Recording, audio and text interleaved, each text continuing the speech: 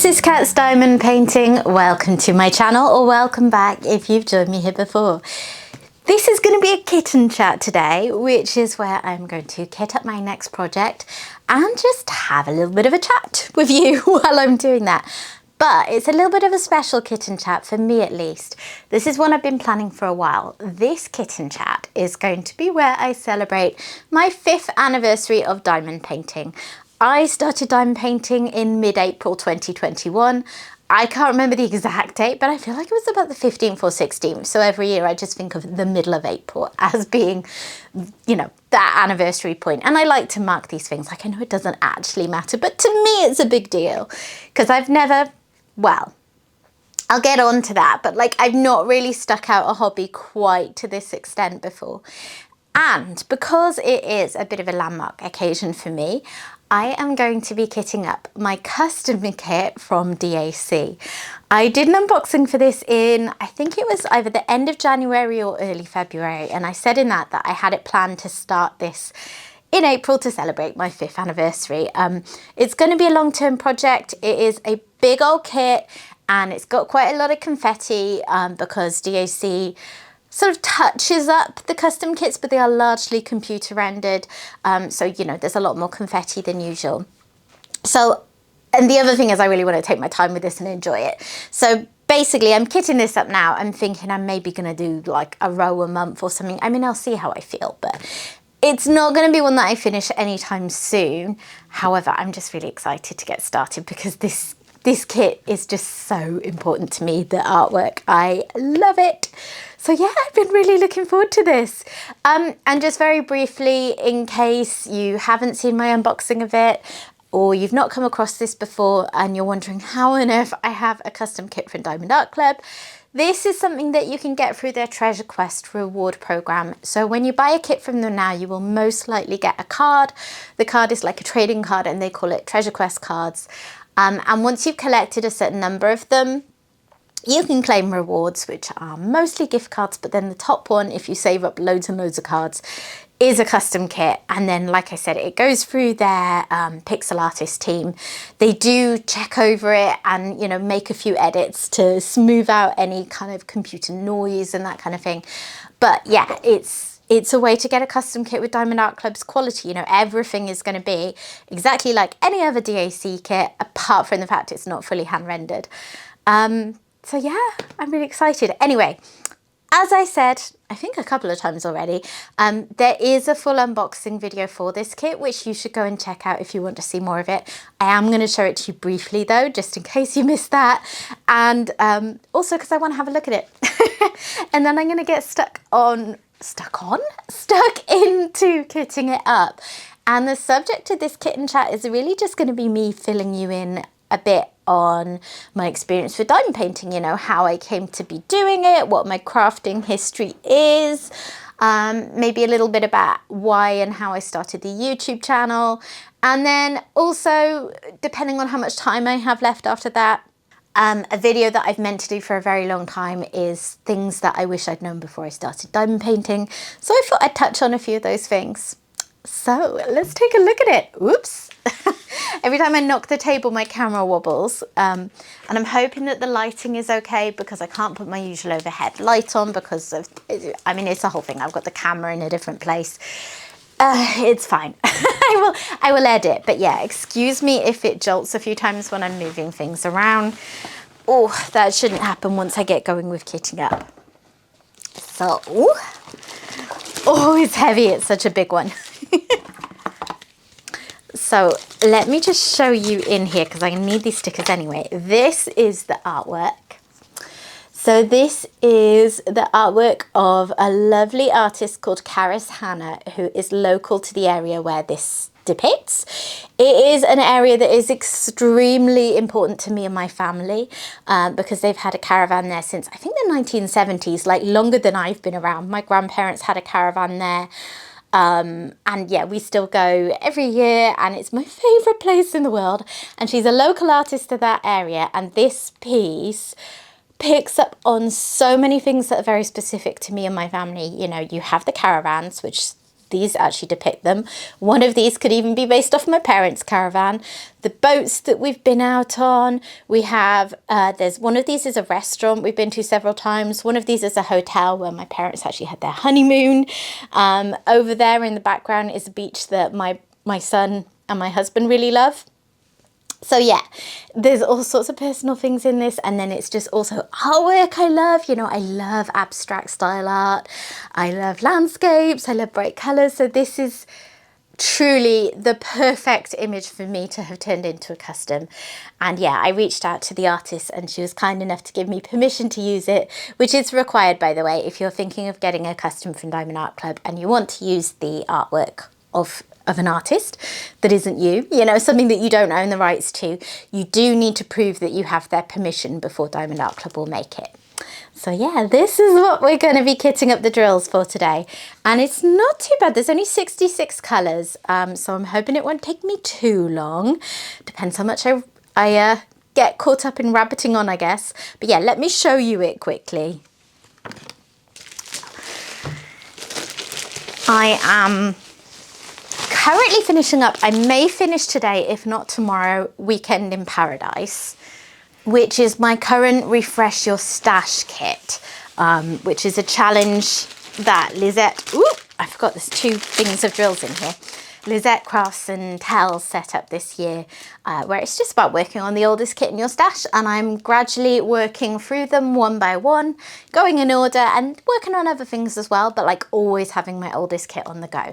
That is Weekend in Paradise currently until it's finished.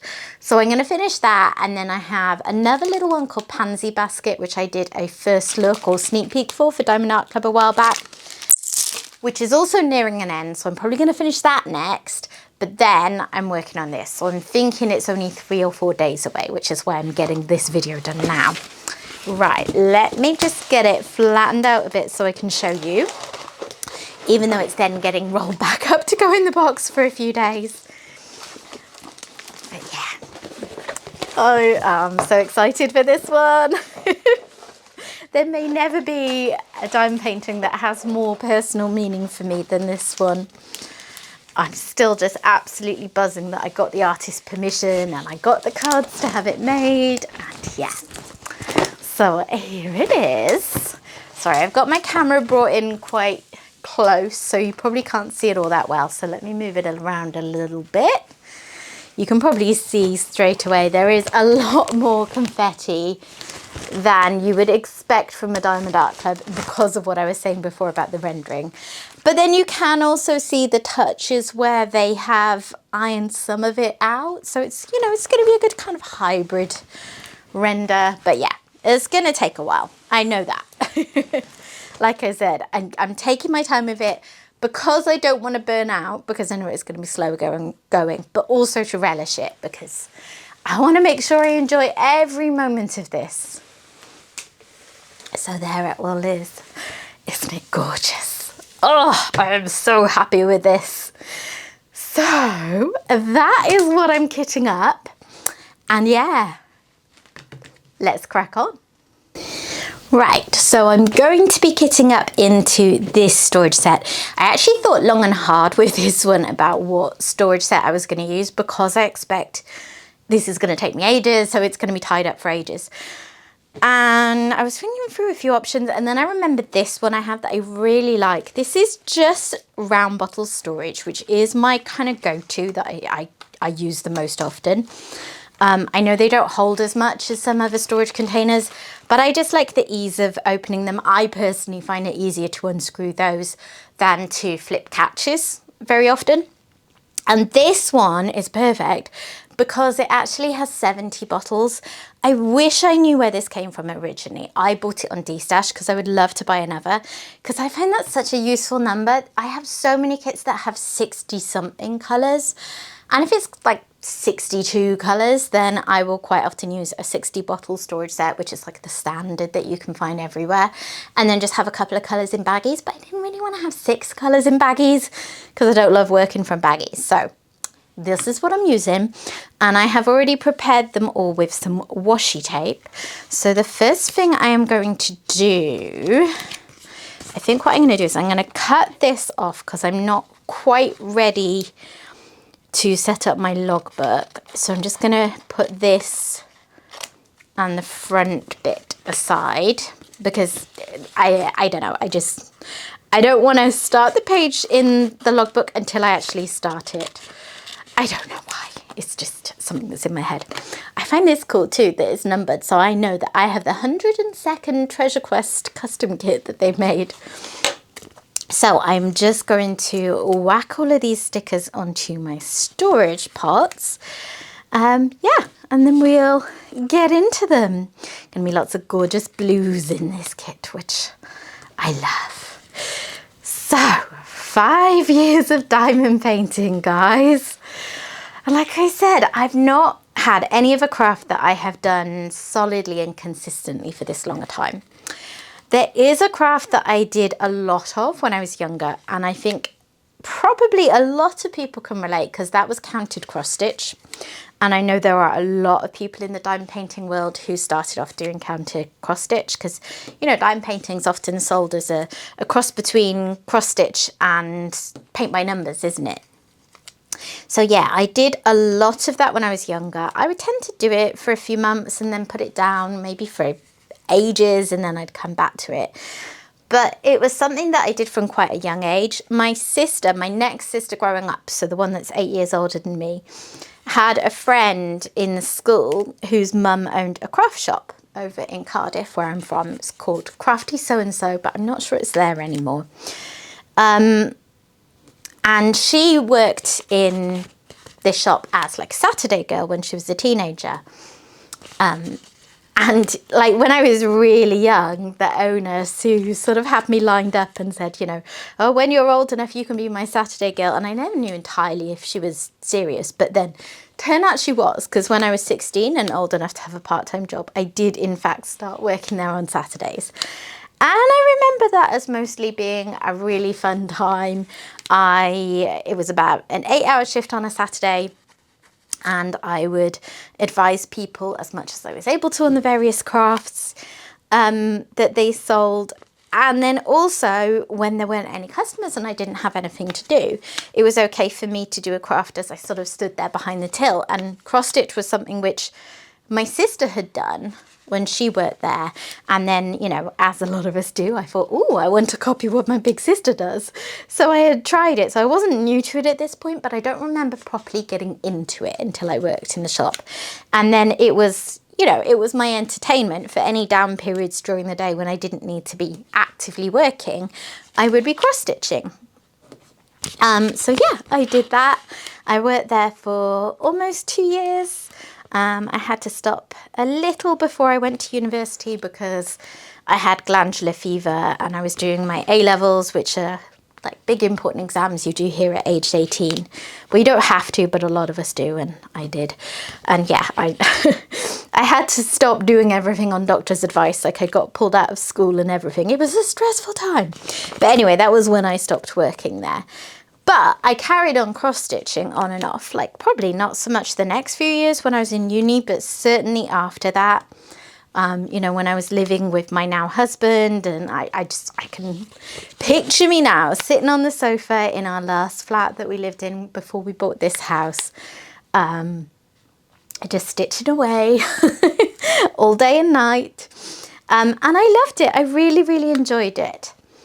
But as I got older, I found that I started to struggle physically with it.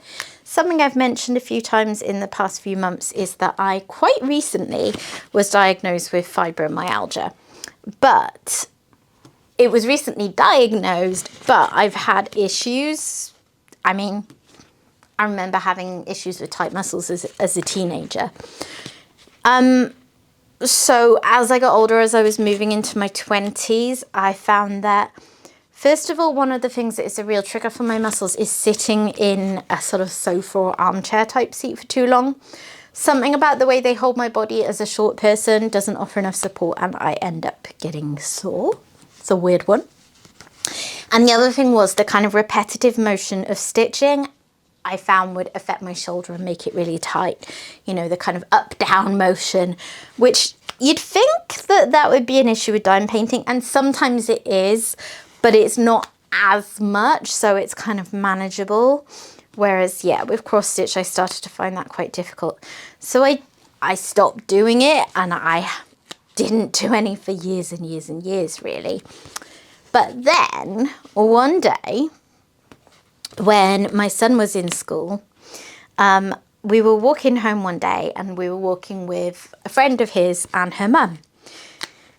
And her mum, just in conversation, mentioned that she'd been doing this thing called diamond painting. So I was like, oh, what's that? Yada, yada.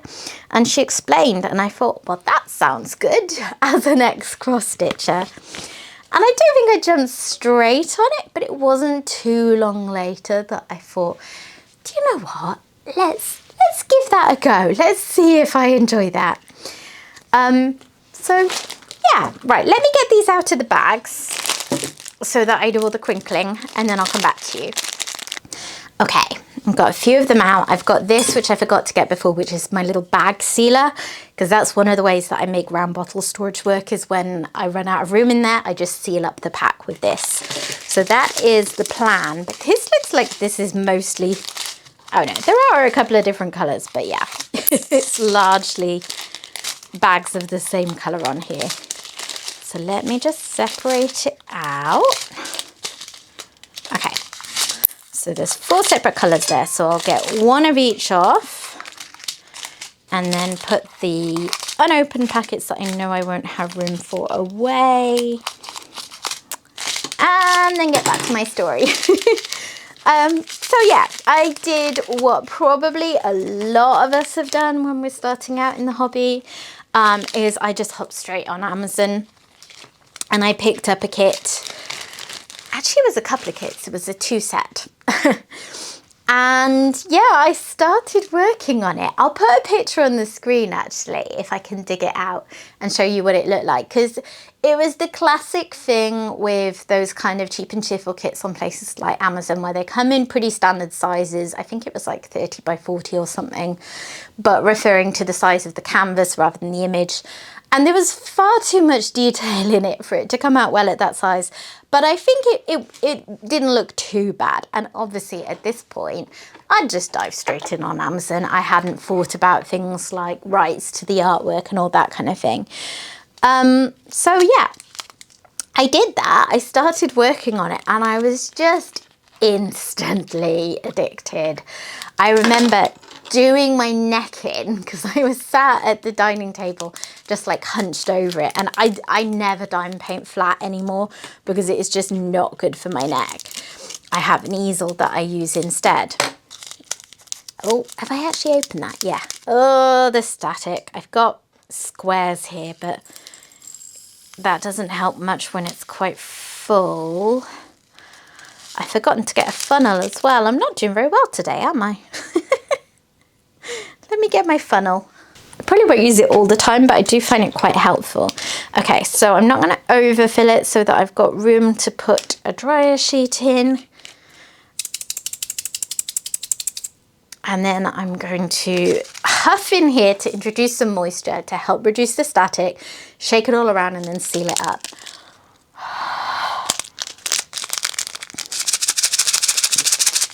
Word to the wise, if doing that, do not blow too hard. It is not nice having a load of drills in your mouth.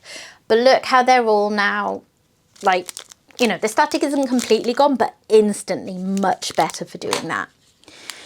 So where was I? Oh yeah, working on my first kit. And I mean, I remember staying up till like 3 or 4 in the morning working on it, just unable to stop. So I established pretty quickly this was a hobby I would be continuing with. And then I did what I tend to do when I discover something new, and I got completely obsessed and went on an absolute deep dive. I went onto YouTube and I watched loads and loads of videos. I remember watching Rachel Ray very early on, various other ones, a lot of whom don't seem to do YouTube anymore. But yeah, I had a whale of a time watching all these videos, learning all these things. So I learned very early on about, you know, square and round diamonds and the differences, about licensing and, you know, the importance of licensed artwork. And then also how that tends to go with higher quality pieces. and just all sorts of things. And I was looking up, you know, I was like, I need all the diamond paintings now. But immediately through that little YouTube hit, I'd learned I didn't want to keep buying the little ones on Amazon that could be stolen artwork and weren't going to be rendered sort of consciously. So I placed a couple of orders online for kits that would take quite a while to come. I don't remember how I found them, probably just literally Googling. And actually, when I look back, considering I knew about licensing concerns early on, I don't think I fully understood it, because I know that some of the websites I used in the early days definitely did not care about licensing. But I also was looking, where can I physically buy a diamond painting? And you can get them at a shop called Hobbycraft in the UK. They they stock diamond dots. So I went over there and picked up the cliche but beautiful kit that is Starry Starry Night by Van Gogh. And I worked on that one. And then I remember I found a shop called Diamond Wolf in the UK, which it seems to still be there, or at least I think it was last time I looked, but it's not one I've bought much from because, again, licensing, etc., etc. That one wasn't too bad. Isn't it funny how inconsistent Static is? Like, why is that one pretty much okay and the others weren't? So I did that. I remember shopping on Victoria Moon. I remember shopping on Paint with Diamonds. Paint with Diamonds, to be fair, I did get licensed artwork. That was probably my first licensed piece, because although as a shop as a whole, they had, and I think still have, a reputation for being a bit fast and loose with licensing concerns. They did license an artist called Leonid Afremov, and I absolutely loved his pieces. I would have done way more if they were stocked elsewhere, but I didn't have the best experience with the quality there. Anyway, so I did that. The Victoria Moon one I remember whizzing through and really enjoying, but looking back, the quality was so much lower than what you can get now. So yeah, I was committed. I was locked and loaded. And just, yeah, fully, this is what I'm doing. I'm going to buy all the things. Like, I had my first easel by the time I was working on that second kit, the Van Gogh one, and found, you know, I could be a lot more comfortable working upright like that. Yeah, spent far too much money investing in all the things that I could possibly need, and just had a whale of a time with it. Maybe I will put a little slideshow on of some of my early images that I did, so you can see what I mean. But also, do check out my year in review videos. I do them in mid-April. So I'm actually going to do this year's probably next week. Oh, I mangled that.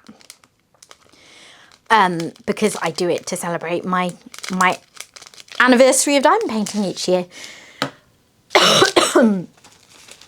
So the first one that I did on the first year that I had my channel, which was 2022, that will show you all my early kits as well. I learned about Diamond Art Club pretty early on. Dreamer Designs was another one I bought from quite early on. I had mixed experiences. Dreamer Designs, I do want to try them again at some point, because I've heard they've made a lot of changes, but I wasn't super keen. I mean, I think I did 3 Dreamer Designs back in those days, and they were gorgeous, but I did have a few issues with like gapping and drill quality and that kind of thing. My biggest bugbear with them was that they tend to do quite standard sizes. Like, they do a lot of kits in the 80 by 60 centimetre size. And then not everything actually suits that. So it meant some kits being pixelated in a way that, you know, I wasn't sort of so happy to put up with when I was paying premium diamond painting prices. Anyway, like I said, I know that they're probably quite different now. I haven't tried them again as of yet.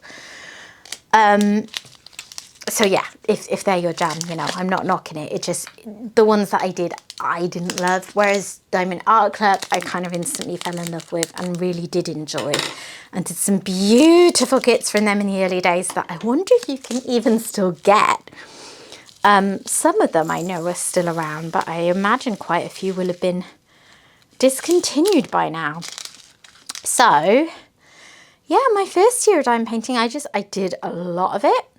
I was mostly single placing. I eventually worked my way up to multi-placing, but that took quite a bit of time.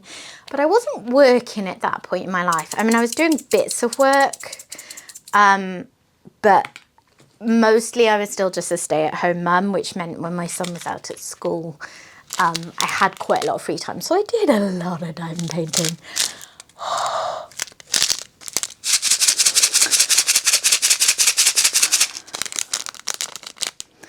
And then in February 2022, I decided to start this channel.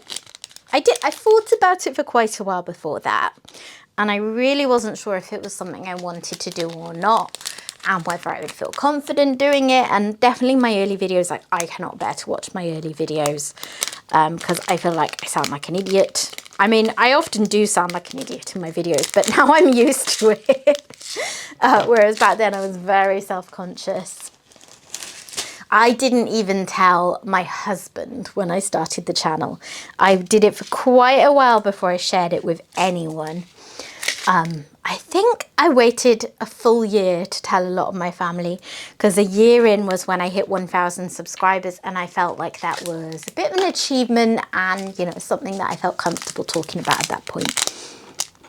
But yeah, I think I started the channel just because, oh, excuse me, I'm going to have to go get a drink in a moment. All this chatting makes my throat seize up. Yeah, I just think I needed a bit of a project. I needed something to do. And that's what the channel provided for me at first. And like, you got to bear in mind, all that first year of doing the channel, like, I didn't make a penny from it. I spent loads on equipment, which you don't have to do.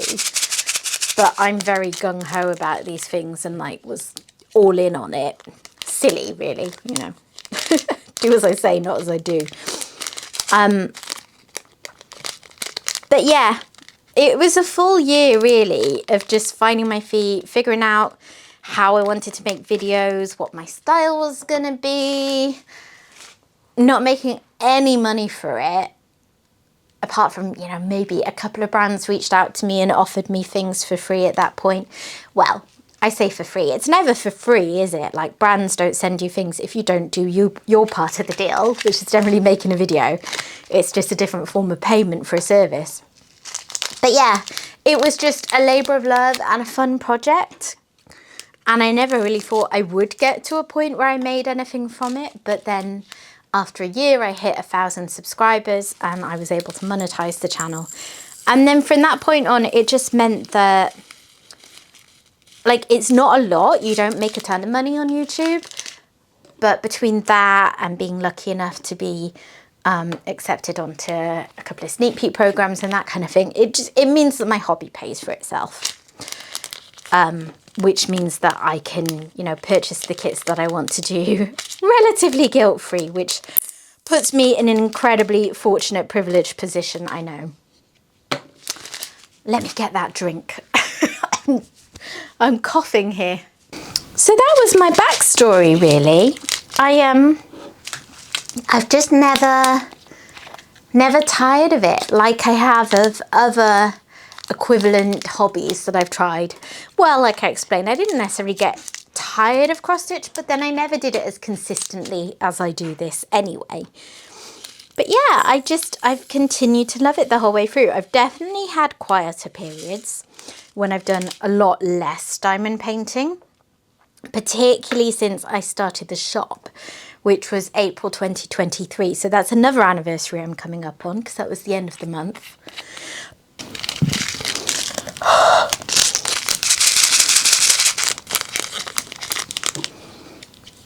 Sorry, a little break there for a coughing fit. Hopefully my voice is going to hold up.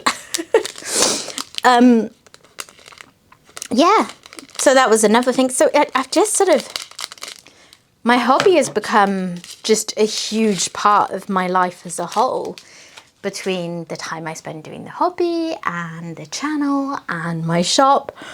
So it's been this incredible force for, what's the word? Just like fulfillment and satisfaction in my life. I've had periods where I haven't been as into diamond painting. Usually if I've maybe been working on the wrong kit, or I've just been a bit too busy and too tired in the evenings. But I've never gone off it completely as yet. I'm quite careful of anything that I feel like could potentially burn me out, which is why you'll always find me having multiple whips on the go and that kind of thing, because I do like to switch between whips.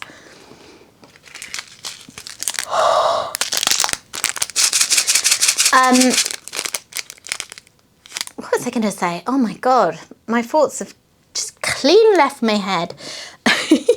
Oh yeah, so I've never burnt out. And I've actually had periods where I was still diamond painting consistently, but much less. Whereas right now, at the moment, I'm probably, if anything, diamond painting more than I ever have.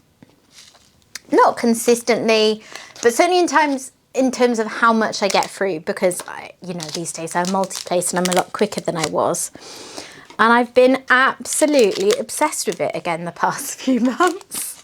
It's been fun to like really fully get my mojo back after a couple of years of loving the hobby, but just not always being motivated to get set up and get started of an evening. You know, I'm a big procrastinator. So I'm perfectly capable of spending hours thinking, I want to go and diamond paint. I want to go and diamond paint. And then not getting around to actually doing it. And then, you know, it hits a certain point in the evening and it feels like it's too late to start. But recently I have been diamond painting loads and loads and loads and just having an absolute whale of a time with it. And if you watched my video at the start of the year when I talked about my plans for 2026, I had a few goals in mind, like working on the refresh your stash idea, which I'm about to finish my second kit of that. And also I set myself goals around always working on the oldest kit in my stash, and always working on a round project, always having a round drill project on the go, because historically I haven't been great at getting around to my round drill kits, and I always want to be able to do both, but I just had a bit of a blockage around them. The same for large kits. I had a real blockage around large kits. And I feel like I've made a lot of progress already, and like really my outlook has changed. And currently, you know, I do not feel daunted by round drill kits. I do not feel daunted by starting large projects, which this one certainly is. So yeah, I feel like I'm in a really good space with it, just enjoying my hobby a lot.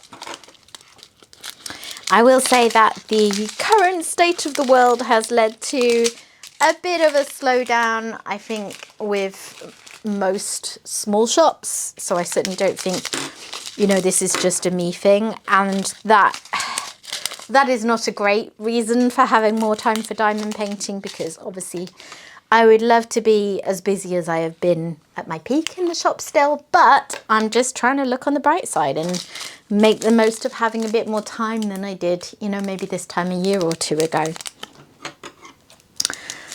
So that's all my backstory. Let's have a think about things I wish I had known before I started diamond painting. So this is a bit of a trend that I've seen other creators do in the past, and I've had on my list of things to do for ages, and I'm not going to be doing it in like a particularly planned out, fully thought out way. I've just got a few points that I came up with that I figured I'd chat through. So we're just going to do a casual look at it. And as I was saying earlier, as soon as I got into diamond painting, I went on this incredible deep dive on YouTube and, you know, watched all the tutorial videos, heard all the YouTube creators at that point talking through the things that they found important and why, and learned from those, and then had my own ideas. So I feel like it was pretty early on that I felt quite clued up, if that makes sense. Because that's just the way I am with things. I have to know all about it. So I did do this deep dive, and yeah. So there wasn't like a really long period where I was unsure of what I wanted to be doing, if that makes sense. But there are still things that I was not aware of in the early days, or maybe that I wish could have brought me to the craft even sooner. So those are the kinds of things that I have in my mind for this portion of the video. So the first thing is just a kind of general, like, I wish I'd known how addictive it could be and how much fun it would be, because I wish I had discovered this craft earlier. I suppose I was reasonably early to find it, because I feel like although it has been around for quite a bit longer, the earliest that I see most people saying they started is sort of 2018, 2019. And also that it was quite a different experience at that point in terms of the quality and the options. So I think starting in April 2021 wasn't too far behind the curve. But I think a lot of people found it during lockdown periods in 2020. And I definitely could have done with it then. Lockdown was, relatively speaking, for me and my family, compared to how I know a lot of people experienced, we are very fortunate that it was not a particularly tough period in our lives. There was a lot of stress and uncertainty and worry about us, about family members. It was very hard not seeing any of our family for a long time. But we as a unit of 3 had a much easier ride than many people. We were all able to be at home. My husband was just doing remote teaching. My son was at home.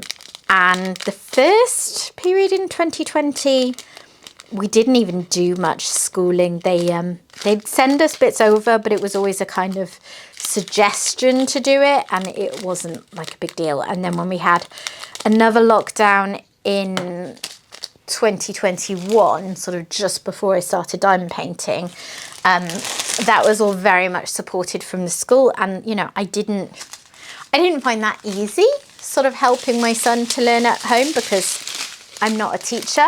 But I absolutely appreciate and recognize the privilege that we had, that I wasn't working, so I wasn't having to juggle these things with a job like many people were.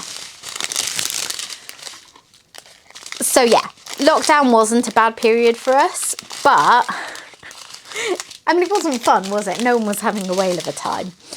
And yeah, it would have been amazing if I'd had this hobby at the time. Sorry, I'm worried that this is going to be rattling too much. I might just cut through these and then come back to you. That was a really long strip of drills. It took forever. So yeah, I wish that I had known about it and been able to start it earlier.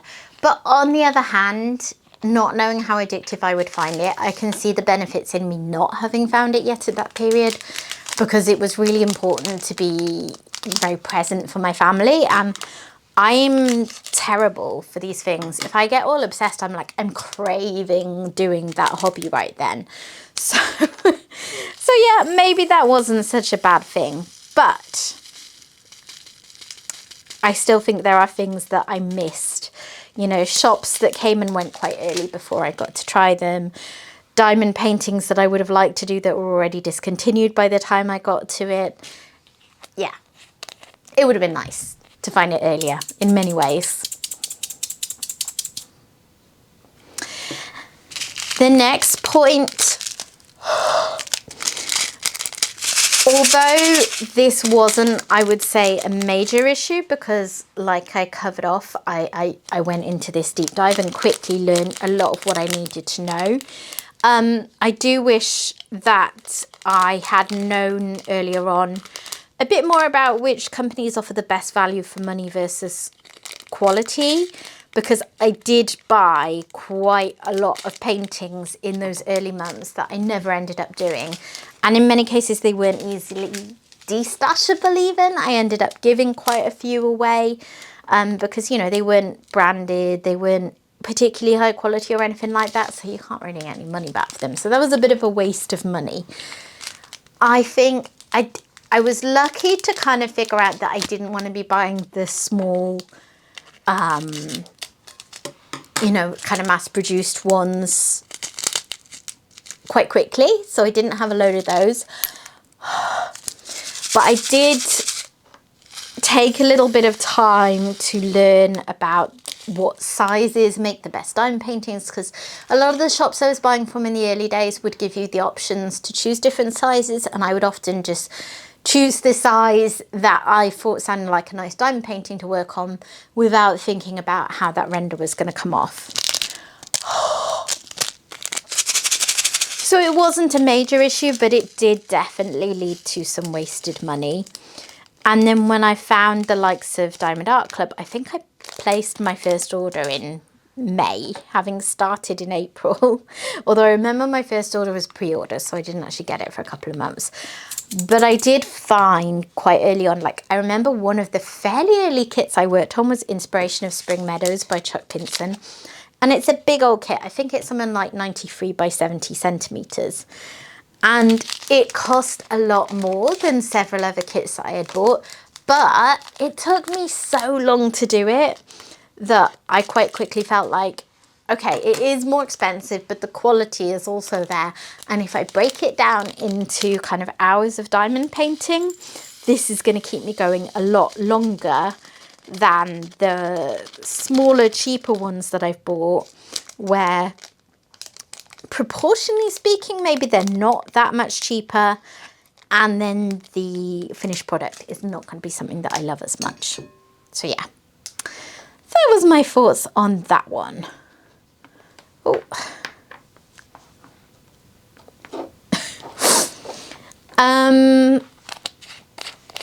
Licensing was another one I had on the list because I definitely made some mistakes in the early days. And when I was trying to figure out what it meant and how you could tell, I bought some kits thinking that thinking I was buying a licensed artwork kit, and I didn't. And it's fine, you know, learn better, do better. I'm not beating myself up for that. But none of those purchases ended up being worthwhile for me because I either just didn't feel comfortable with doing them. They were often my lower quality kits anyway. So yeah, it would have been nice to understand from the start, because I think there are other things that I have done in life where I have been naive about this. And I had a sort of default assumption that if something was available to buy, it was okay for it to be on sale. And that's not always the case. You know, unfortunately, the world is full of people who will take advantage of being able to get away with doing something, even if it maybe isn't morally the best choice. So yeah, it would have been a useful life lesson to learn even outside of diamond painting. And it would have just sped up the process of me getting to the point I'm at now, where I only buy the licensed paintings and I get a lot more satisfaction from them because they also are almost always the nicer paintings to complete for me. And I'm aware that there is a certain amount of privilege associated with that viewpoint. You know, although I stand by what I said earlier, that in terms of hours of diamond painting, they may not work out more expensive. They do come at a higher price point originally. However, as I'm in the position that I can do that, it's important to me because I do think it's important to support artists. You know, it's a rough world out there, and yeah. That one went rambly. Also, I'm looking at how many drills I still have to go and how many things I still have to talk about, and thinking I'm going to run out of things to talk about before I get through all this.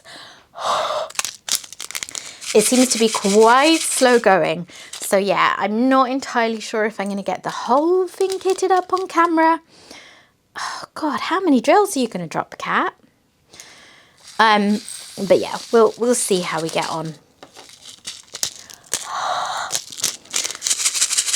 I also only have about an hour or so till I need to go to my cat sitting job. It's the last one of the week, but I need to walk to their house because my husband and son are out at a football match. My son's playing in a game with his team, one of his teams today. And I had to do the same yesterday because they had another match. And it took me forever because their house isn't that far from me, but it's like right at the hill. And I had an osteopathy treatment yesterday, which I do fairly regularly because of all my aches and pains. And the way that fibromyalgia presents for me is that it's not necessarily kind of nerve pain or general aches and pains. It's that my muscles are incredibly prone to seizing up. So seeing the osteopath has been very important to me because they can, you know, force my muscles quite often to ease up. I have spilled those everywhere. What was I doing just then? So yeah, I did that, but she paid a lot of attention to a section of my mid-back that has been seizing up on me regularly recently. And the thing with these treatments is, like, I'll leave and I'll be moving better than when I went in, but I don't necessarily feel full relief for a couple of days. And yeah, I started walking up that hill yesterday and I was like, oh my goodness, oh, this is not good. Oh, my back feels so tight. I was practically limping. Anyway, all that to say that I don't want to leave it too late to go up there because I want to have it out of the way at a certain point. So, where was I with my list? Diamond painting community is what I've written next, and that is a big one because if I had known before starting that I would meet so many people that I now consider really good friends in this hobby, I mean, I would have been at it. I would have been starting the whole hobby. I would have been so keen. Because that has also really helped. And maybe that's part of why I've never got sick of it.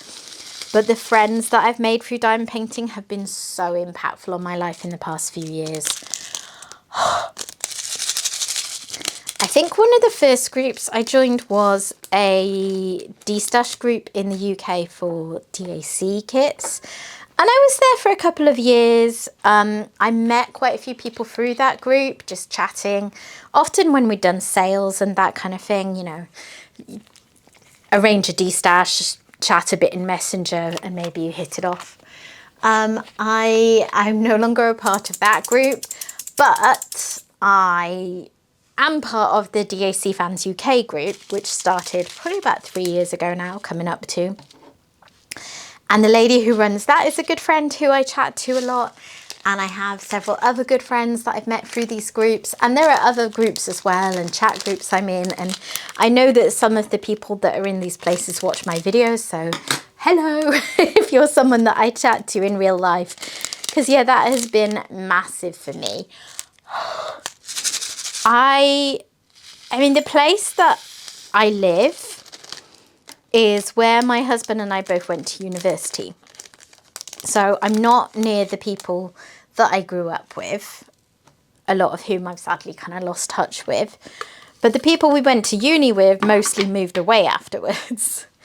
And because I haven't been, like, I had a physical going to an office type job before I had my son, but I left there in 2013. You know, I've had different friends for different stages of my life here, but at this point in my life I'm quite a hermit in many ways, because of, you know, health concerns and also working from home. I do spend a lot of time at home, so it is really important to me being able to connect with friends. I say virtually, but I mean a lot of these are people who I've met in real life or been chatting to for years, so I feel like calling them virtual friends kind of diminishes how important they are. But yeah, I have found an enormous sense of community in the diamond painting world. And I think a lot of us who are drawn to this hobby have a lot of similarities. I find there are a lot of neurodivergent folk in diamond painting, and whilst I have no formal diagnoses, I have reasons to believe that I am probably part of that community as well. Yeah, I just think that's been really important for me in the past few years. And I have friends who live in my phone, who I can pick up a message at any point, who in a way are, although I don't necessarily see them in person that often, they might be more accessible to me than the people that I do see in person and know, you know, in real life, if you know what I mean. So, yeah, I know that I have made some very close friends who I have a lot in common with through this hobby, who I think will remain my friends, you know, even if we don't always diamond paint. Not that I think I'm likely to stop, but you know what I mean. So that has been a really beautiful thing about this hobby for me.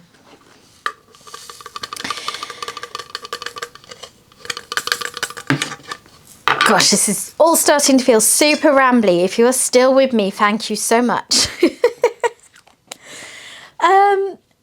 Okay, there is literally no rhyme or reason to how I've written these points. You'd think I'd have arranged them to follow on neatly in some kind of order that makes sense. But no, I did not do that.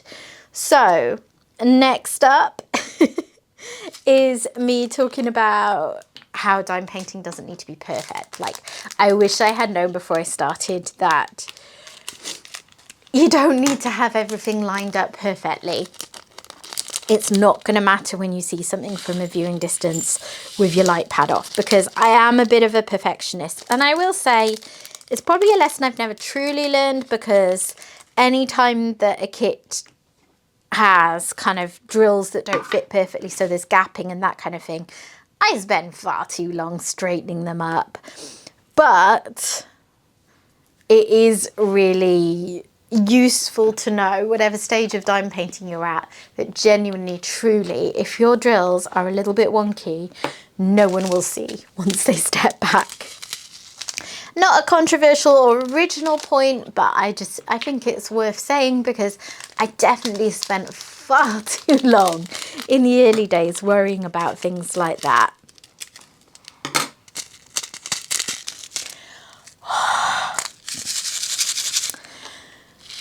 The other thing is, I wish that I hadn't wasted so much money on kits with double-sided adhesive. So because I was instantly into YouTube videos doing a deep dive, I did learn about the differences in types of glue very early. So I learned that there were poured glue kits, and I learned that there were double-sided adhesive kits, and what the differences were and how you would tell. But being me, I kind of wanted to try all the things anyway, so it didn't put me off. Like, I wanted to know what it was like to work on double-sided adhesive, just as much as I wanted to try poured glue. However, I mean, I did several double-sided adhesive kits in the early days, but I ended up with a load of kits that I had bought that I didn't want to work on, because I'd moved on to higher quality kits with poured glue and just, you know, better quality in general. And then I didn't go back to those. I'm trying to think which ones I did in those early days would have been double-sided adhesive.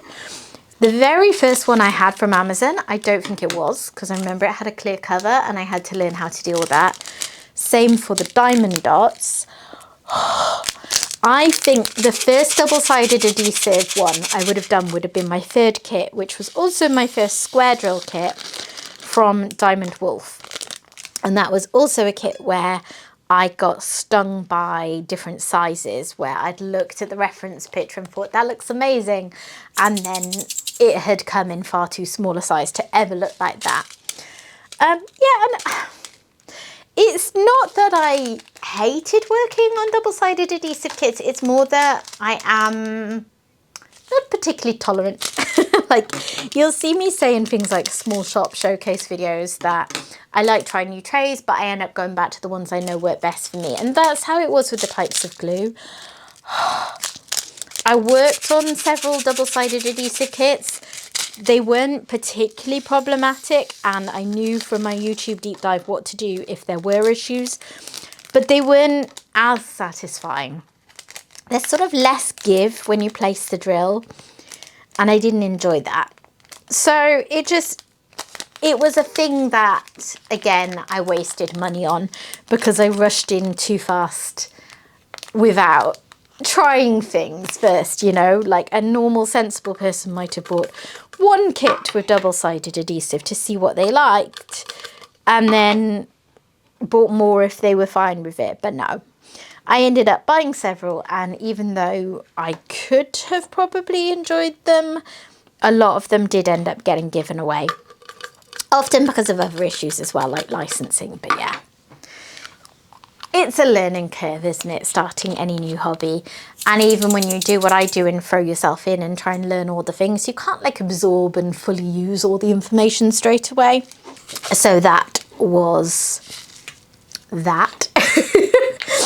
And then the next thing, I kind of have touched on this already, but I wish I'd known more about the size of paintings required to avoid pixelation, but also as a tangent of that, how shops will not necessarily be very upfront about how pictures are going to look. I have learned through making mistakes in the past that if the shop isn't going to put up a rendering picture of what the kit looks like when done, I'm probably, being a bit of a perfectionist, not going to be that happy with it.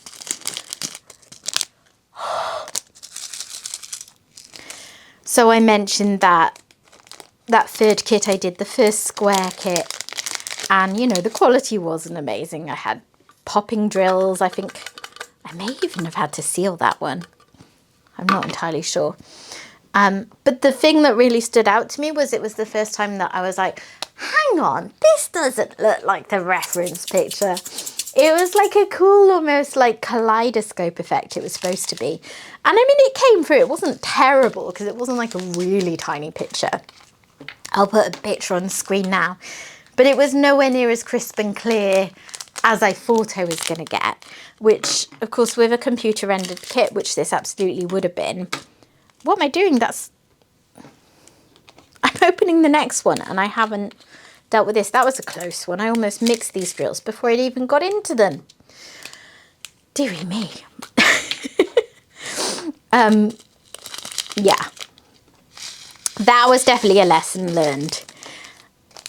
Because, yeah, I know everyone's different. There's plenty of people that don't mind if their images aren't particularly crisp and clear and true to the artwork. They just enjoy the process. I don't think personally that I would enjoy the process if I didn't see a beautiful picture when I step back from it. So yeah, for me that is important. And although I enjoyed that process and it told me that I really love square drills, which I kind of knew from the moment I heard them being described in YouTube videos anyway. But yeah, there were niggles with that project, and a few others along the way where I just thought, yeah, size does matter when it comes to diamond painting, doesn't it?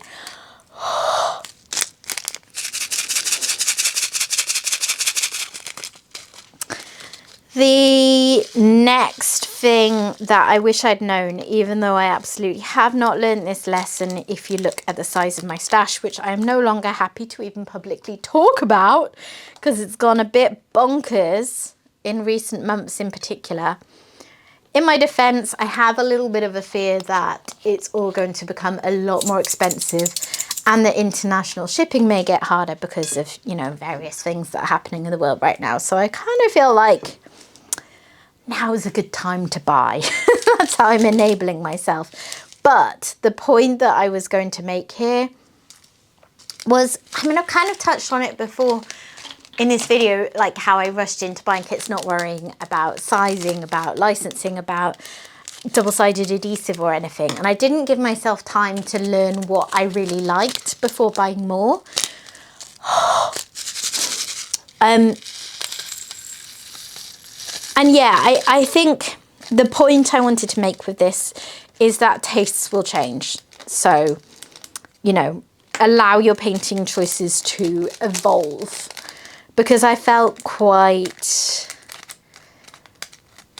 like, I don't know. I was always really drawn to landscapes, for instance. So I bought a load of landscapes by Chuck Pinson, who's a fabulous artist. And I have done, I think, 3 by him. And then after I'd done those, I realised that actually, although I really loved them, I did find his landscapes a little samey in style, and I didn't want to keep working on lots of those. So I ended up destashing several. And yeah, like I said, this is not a lesson I can claim to have learnt well yet, because I have quite poor impulse control. And if I love the look of a kit, I'm going to struggle not to buy it if I can afford to at that point in time. But it's quite funny when I look at the kits I worked on earlier on and the kits that I had that I destashed earlier on that are still in my gems flow. Some of them were not entirely necessary purchases as it transpired. And the same will probably be true for what I have now, you know. If I scroll my gems flow today, I can promise you, because I tried to do this the other day, to try and find some to destash, there are precious few kits in there that I don't want to work on someday. And actually the things that I've done this year to get over issues like round drills, large projects, that kind of thing, makes me even more inclined to work on a lot of them. But I could also promise you that if I looked through the same gems flow pictures in 6 months, a year, whatever it might be, there will be ones on there that today I desperately want to do. And in the future, I might think, yeah, no, I don't need that. I'm going to destash it. In particular, there's a few kits I bought recently. Well, that was a whole palaver. I knocked my camera and had to rearrange it. And then I was cutting up a strip of drills, so I thought I'd just do that off camera again because it's so rattly. And oh my goodness, I've got so many drills that don't fit in the storage case. I'm gonna have to do something with these and store them elsewhere because they're not actually gonna fit in the lid of the case like usual. Anyways, where was I? Yes, I was saying, so as an example, there are 2 or 3 kits I've bought recently that are not at all my usual style, and I'm always open to working on different styles. Like I have certain things I gravitate towards, but I also love variety. Those kits are all kits that I have bought because I absolutely love them, and at the time of buying them I really, really, really want to do them and hope to get to them. But they're also the kinds of things that I wouldn't be surprised if in the future things changed. I don't know. I find I'm very changeable with my tastes. I don't know if anyone else feels they're the same, or even if my ramblings here are making sense, because I'm sort of contradicting myself a little because I'm saying, you know, make room for taste to change, but equally it's okay to work on all the different things from all the different tastes. I guess it's not something I've ironed out in my head, and I do at some point need to get better about impulse control of not just buying, you know, anything that I like the look of, and being a bit more serious with myself about, you know, are you really going to get to this? I don't know. All I know really is that my stash as it is at the moment brings me joy. And I know that there are lots of people out there who make the extremely valid point that it's maybe a bit silly to buy a lot of paintings that you can't get to yet. And all I can say is my collection of diamond paintings brings me almost as much joy as the actual process of working on them. I'm a bit of a collector at heart, and I always have been.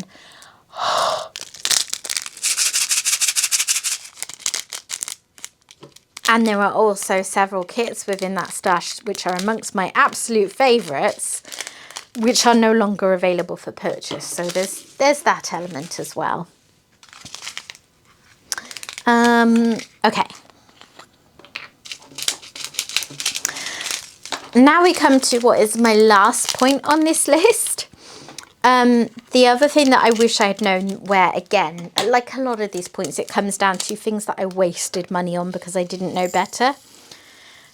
When it comes to buying accessories, so I'm thinking things like light pad, easels, storage containers, pens, all those kinds of things. I mean, there's usually for most of us a little bit of trial and error anyway to find out what works for us.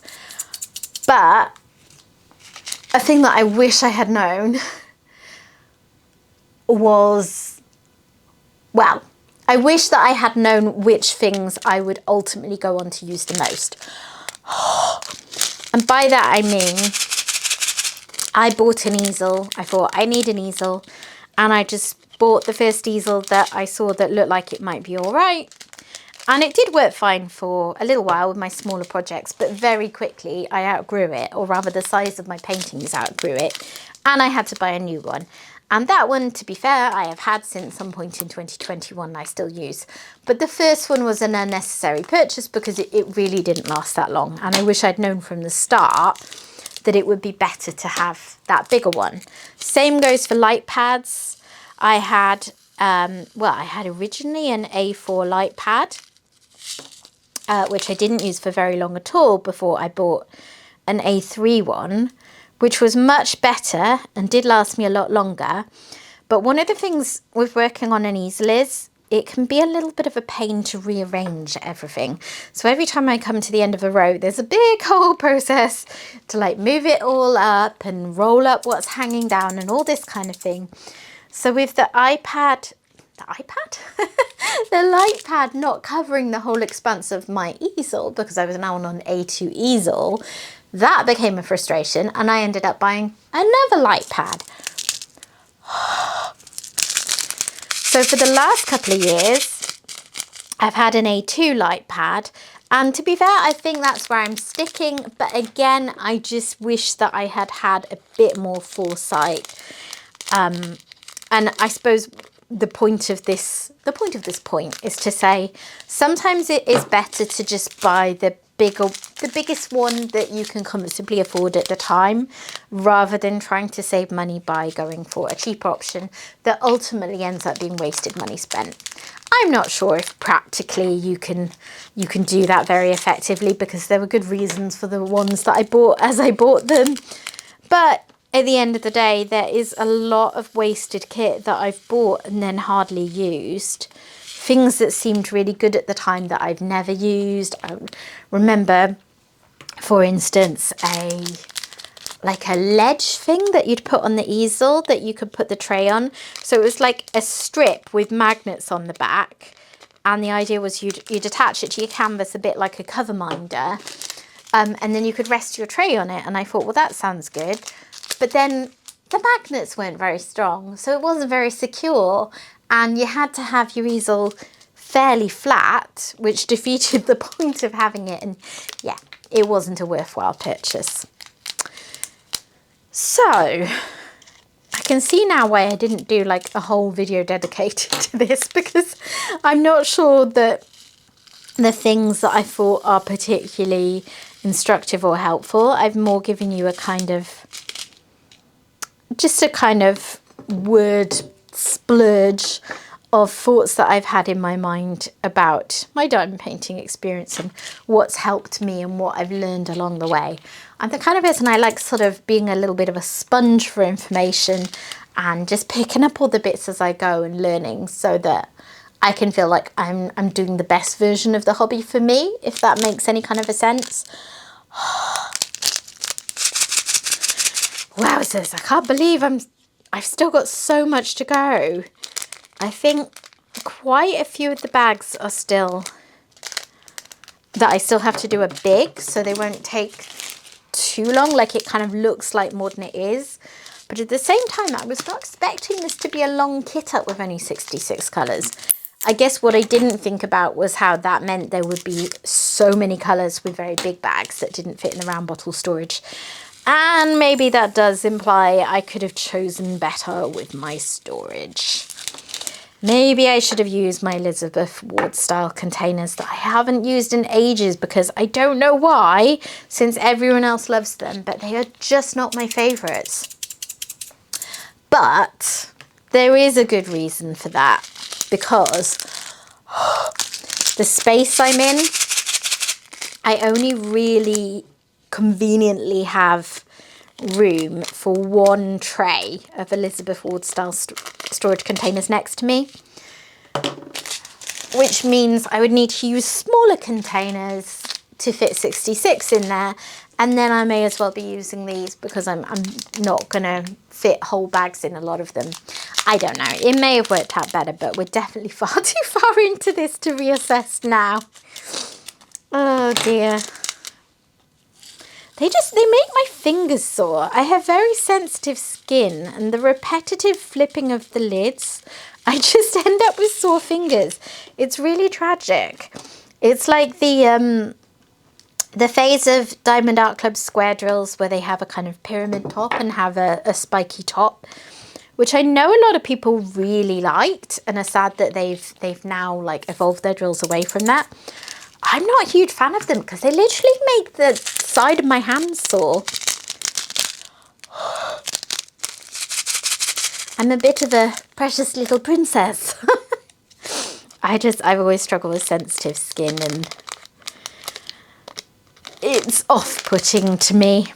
I did improvise. I got like these silicone finger covers, and I do wear those on these too when I need to, but they're a bit too tight, so I feel like I'm battling between finger cuffs that kind of slightly a little bit cut off circulation and the original issue. Oh dear. I'm hoping I can get this video up today, but I am going to have to go sort the cat as soon as I finish with this because it's now 10 to 5. And I normally go up there about 5:30. But yeah, I don't know, I'm all discombobulated. It's the last day of the Easter holidays, so it's my son's last school day off. And I have had quite a break during the holidays as well. I really felt in need of time to just rest and put my feet up and do diamond painting time What a good sentence. Do lots of diamond painting. So I have, but yeah, I'm now very conscious that it's coming to an end and I have a lot to do. My goodness me. I'm looking forward to filming my year in review video next week though. I mean, I say looking forward. I love making the video because I love watching them, but it is a little bit of a pain getting all the kits out. And I actually have slightly more to show you this year than I have in other years because I've been so productive the last few months. I mean, quite a few of the projects are going to be small, but there are bigger ones mixed in there too. I'm pleased. What am I doing? That's not the right colour.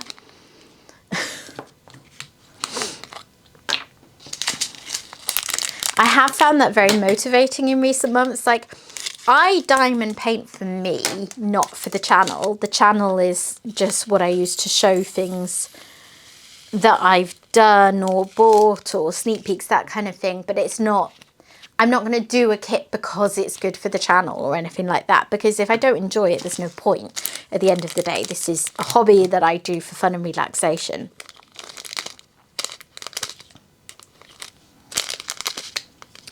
And I cannot remember why I was saying that. Oh my goodness. What is with me today? I clearly need more sleep.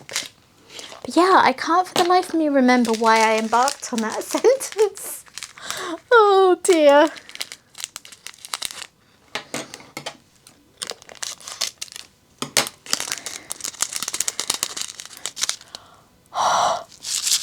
Oh yeah. I'm with myself again. Yeah, I think the point I was going to make was to say that whilst I do diamond paint just based on what I want to do and what I want to work on, it's hard not to have it in the back of your mind when you're making content. Like, you know, what will make a video, what fills a slot, what people might be interested in seeing, that kind of thing. So I definitely, every year when I'm in the kind of January to April period and I'm coming up to that year-end review, I definitely feel a lot more conscious about pushing on, getting some things finished, arranging my time around how I can get the most finishes at the end there to complete. And then it's satisfying because I've done them in general, but it also just gives me a bit more for that video. But I've been doing so much recently that I'm actually starting to think I might do review videos more often So traditionally I've done this year-end review in April, and then I've done a quarterly review every 3 months. So I've done one at the end of June, end of September, and end of December. And I'm thinking I may start to do them, well, I wouldn't say necessarily monthly. I might say just flexibly, in that sometimes I might have enough that it's worth doing a video in every month. Other times maybe it'll be every 2 months. Other times maybe it's going to be quarterly like it used to be. I don't know. What do you think? Is that something that you would be interested in watching? I know that review videos tend to do okay. People like watching them, and I know they're definitely the video that I reach for most often when watching other people's channels. I can never resist a review. But it's this weird thing where post reviews don't tend to do very well for views, but diamond painting reviews where you go over several kits do tend to be quite well watched. It's funny, isn't it? And I'm the same, so I completely get it. Like, in terms of what I click on, that checks out. But yeah, you'd think that they would both be popular or unpopular, as the case may be. I guess it's because if you do a post review, it's just one kit. And there's not necessarily going to be, you know, it's not going to appeal to everyone. Whereas if you're showing several, there's more different kits to lure people in. But it is a funny thing. I did stop, well, not stop, but I didn't do many post reviews for a while there, probably a year or so ago. And then the past few months, I have been trying to show them more often. And not worry about if they don't get many views. Because, to be clear, it's not that I'll only make a video if it's going to get lots of views. It's the timing thing. It's juggling everything. It's juggling family life and the shop and having hobby time for myself. And making videos is something that I absolutely do for fun and get a lot out of. But equally, sometimes I'm just not in the mood. So if I'm not going to have the capacity to make loads of videos in a period of time, then I will naturally prioritize the ones that I think may have the most interest. So then I didn't, you know, make so many post reviews for a while. But I think they're worth doing. Only takes a few people who were interested in that particular kit for it to be a worthwhile and useful video for them, even if the views aren't high overall. I am super rambly now because my list ended. I still had things to do. I'm still like really shocked how long this one is taking me. My camera battery's dying, so I must have been rabbiting on for a while. I mean, I think I started this not long after my husband and son went out. But they went out like 3 hours ago. What have I been doing with myself? I'm in some weird time warp. Maybe I should just do a couple more and then stop there. That might be the sensible course of action before my camera dies on me anyway and I disappear mid-sentence. I am most of the way there. It's not going to take me too much longer, but these bags of extra drills are huge. I've got to figure out a better way to store them. Ah!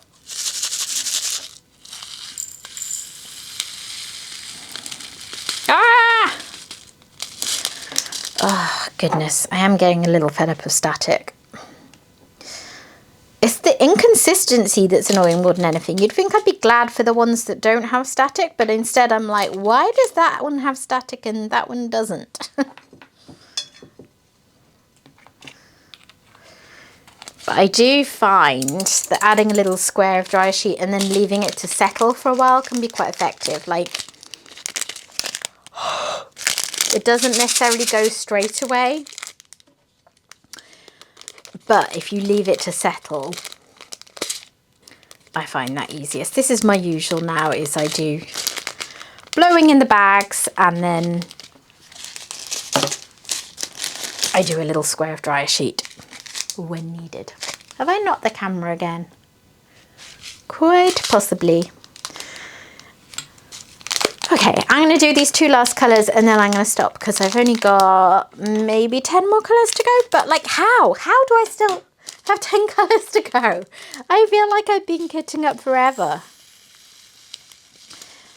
I'm hoping that when I come to edit this video, I'm not going to feel like it's too cringy to post because I've been planning to put this video up for a while, but I'm never good when I run out of things I've planned. Like, I don't write a script for these things, don't worry.